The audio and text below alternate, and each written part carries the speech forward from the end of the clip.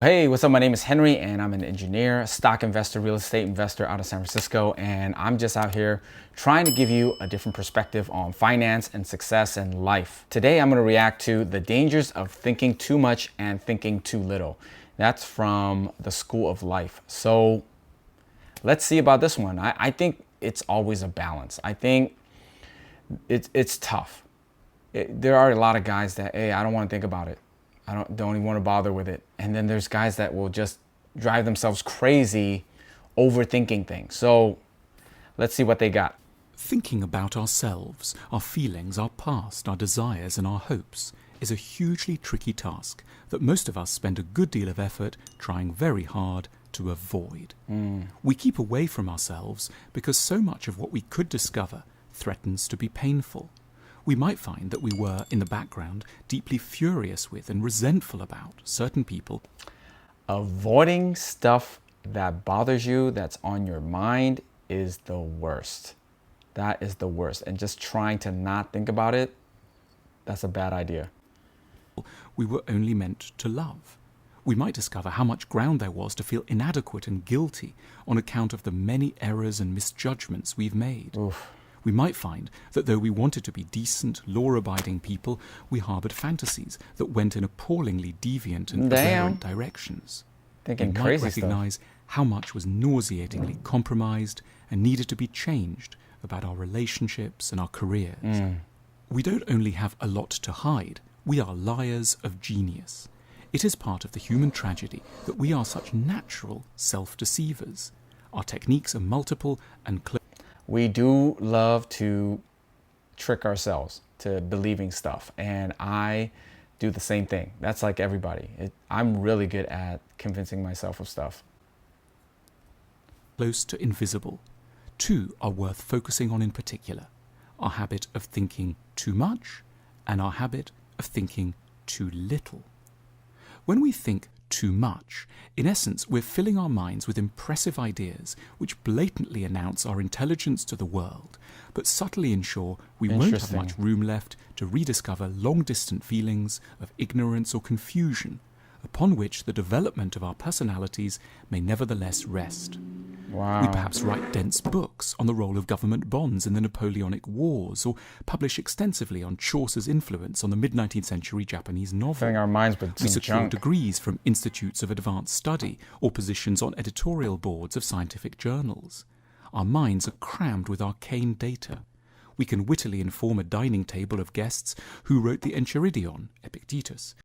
Yeah, we're really good at filling our minds with a bunch of useless stuff that makes us look smart, and sometimes not focusing on what's really important. Or the life and times of Dogen, the founder of Zen Buddhism. But we don't remember very much at all about how life was long ago, back in the old house, when father left, mother stopped smiling, and our trust broke in pieces. Drama. We deploy knowledge and ideas that carry enormous prestige to stand guard against the emergence of more humble but essential knowledge from our emotional past. We bury our personal stories beneath an avalanche of expertise. The possibility of a deeply consequential, intimate inquiry is deliberately left to seem feeble and superfluous. Should have spent all that time thinking about our baggage, okay, instead of, keeping our minds full of useless stuff. We should really focus on what's really important. I think that's the idea. To the supposedly grander task of addressing a conference on the political strategies of Donna Maria I, or the life cycle of the Indonesian octopus. We lean on the glamour of being learned to make sure we won't need to learn too much that hurts. Then there is our habit of thinking too little.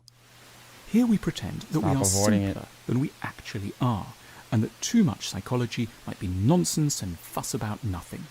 We lean on a version of robust common sense to ward off intimations of our own awkward complexity. We imply that not thinking very much is at base evidence of a superior kind of intelligence. Not thinking about it is not a solution. That's crazy. That's crazy how we can trick ourselves sometimes into thinking these things. This is really interesting perspective. In company, we deploy bluff strategies of ridicule against more complicated accounts of human nature. Yeah, that's we not cool. sideline avenues of personal investigation as unduly fancy or weird, implying that to lift the lid on inner life could never be fruitful or entirely respectable. We use hiding behind, our own problems and then being quick to ridicule other people. Man, I see it all the time, and that's not cool. That sucks. That's a rough way to go about it. The practical mood of Monday morning 9 a.m. to ward off the complex insights of 3 a.m. the previous night, when the entire fabric of our existence came into question against the backdrop of a million stars spread like diamonds on a mantle of black velvet.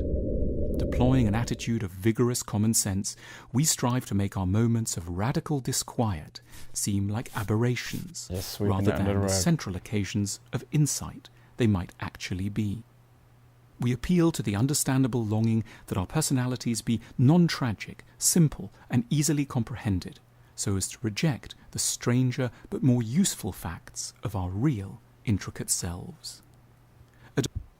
I love this. Just don't avoid it. I think we need to think about what we need to think about, and get deep into it and get to understand what's really going on instead of tricking ourselves. Defense of emotional honesty has nothing to do with high-minded morality. It's ultimately cautionary and egoistic. We need to tell ourselves a little bit more of the truth because we pay too high a price for our lies. Yep.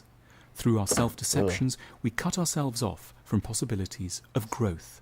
We shut off large portions of our minds and end up uncreative, tetchy and defensive, while others around us have to suffer our irritability, gloom, manufactured cheerfulness, or defensive rationalizations. That's what happens when you try to trick yourself, and then you get called out, you get defensive, and you just lock up. Wow, that's a crazy visualization. Our neglect of the awkward sides of ourselves buckles our very being, emerging as insomnia or impotence, stuttering or depression, revenge for all the thoughts we've... Yo, that is interesting. I'm sure, yeah, it's not good for your health. Stuff will come up because of these thoughts that you haven't hashed out. Wow, that's interesting. Been so careful not to have.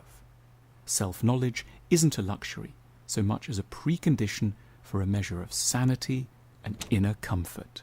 I like it. Wow, there are some serious dangers to thinking too much or too little, right? Health effects and just your whole behavior, your whole life. So try to find that balance. So I like this one. This is a nice one. So let me know what you think about this one. Thanks for watching, and I'll see you in the next one.